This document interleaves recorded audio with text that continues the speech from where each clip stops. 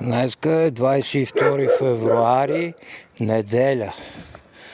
Ето го заграденото място на Александър Йолов и кучетата.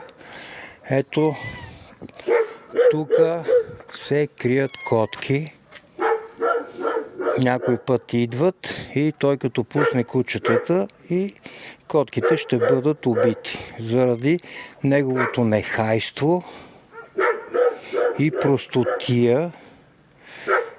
За това, че тук си събира боклуци и по този начин създава условия котките да идват тук, да се крият и кучетата да ги убиват.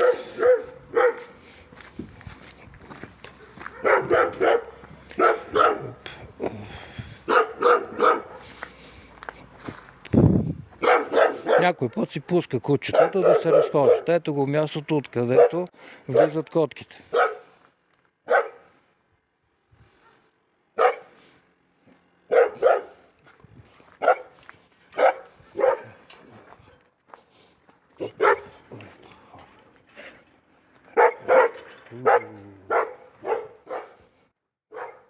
Ето тук какво си е направил.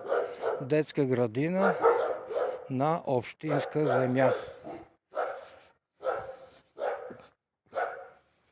Ето това тук всичкото е негово и си прави каквото си иска.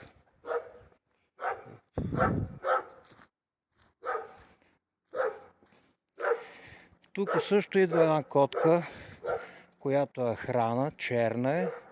Я видях днеска.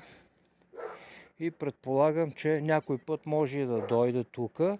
И през това време Александър психопата може да си пусне кучетата и да я убият. Ето как създава условия котките да идват тук и да се крият измежду буклуците на Александър.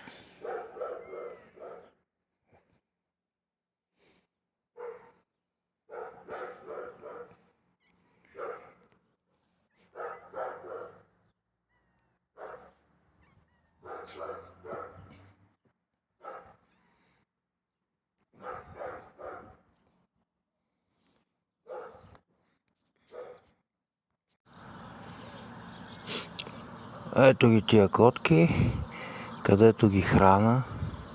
И ето тази черната много често влиза ето тук.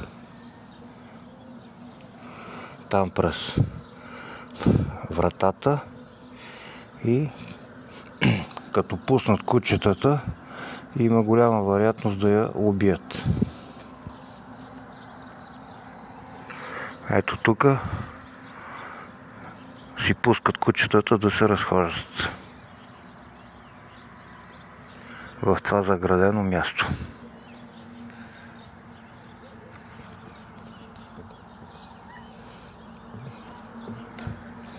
Днеска е 3 март, вторник, 26.